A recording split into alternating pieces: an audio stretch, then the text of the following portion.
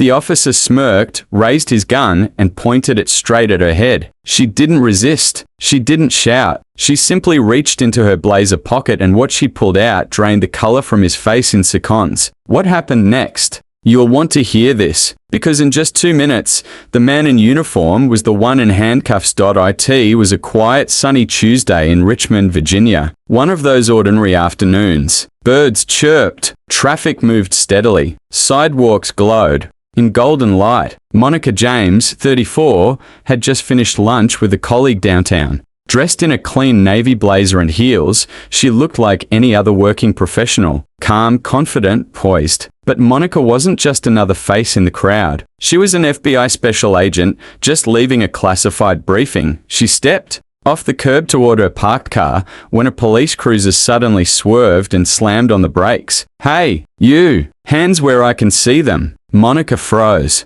Out stepped a white officer, already reaching for his gun. His name, Officer Bradley. Knox. Tense. Loud. Not interested in conversation, just control. Someone had called in a suspicious black woman near cars. That was all it took. "Is there a problem, officer?" Monica asked calmly. But Knox wasn't interested in answers. His weapon was out now, aimed directly at her chest. "On your knees, now," he barked. Across the street, a couple walking. Their dog stopped. People peered through shop windows. Cars slowed. But Knox didn't care. His focus was locked on Monica. Still, Monica didn't panic. With both hands visible, she said, "Officer, I'm reaching for my credentials. Please don't shoot. I'm FBI." Knox sneered. "Oh yeah, I've heard that one before," he said, stepping closer. "You people are full of surprises." Then she moved slowly, carefully, just enough to pull out a gold badge. Not a fake, not a replica, a real federal badge. The smirk on Knox's face disappeared.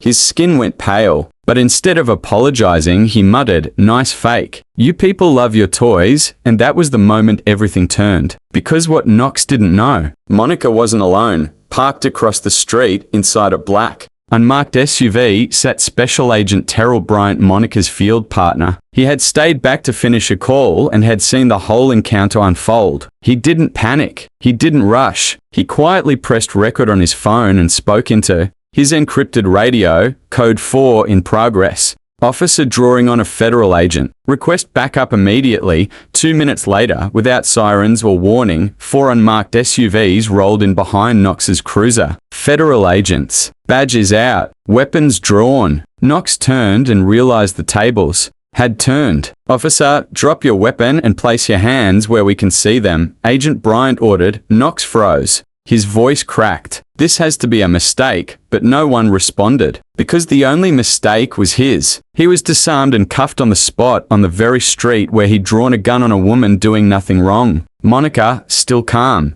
still composed, didn't gloat. She didn't have to. Her training spoke for her. Her badge backed her up. The agents moved fast. They retrieved Knox's bodycam, collected witness footage, and verified Monica's identity. No room for debate. No confusion. Just facts. Knox was charged with assault with a deadly weapon, unlawful threat of force, obstruction of a federal investigation, and racial profiling. And then came the deeper cut. Richmond PD confirmed Knox had 3 prior excessive force complaints, all swept under the rug, but not this time. Not with the FBI involved. Not with the footage recorded. Not with millions watching. Because Agent Bryant's video went viral overnight. The world saw a black federal agent remain calm, steady, professional as a local cop's career unraveled on camera. She didn't raise her voice. She didn't resist. She stood firm. She followed protocol. And the truth defended her. But this wasn't just about Monica. This was bigger. It was a mirror held up to a broken system. Because this wasn't scripted. It wasn't a movie. It was real. A woman profiled, threatened, and disrespected not for what she did,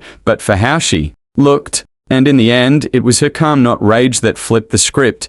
Now ask yourself, what would you have done in Monica's shoes? Could you have stayed that composed under pressure? Let us know in the comments. And if this story moved you, like, share, and subscribe, because sometimes the strongest weapon you can carry isn't a gun. It's calm.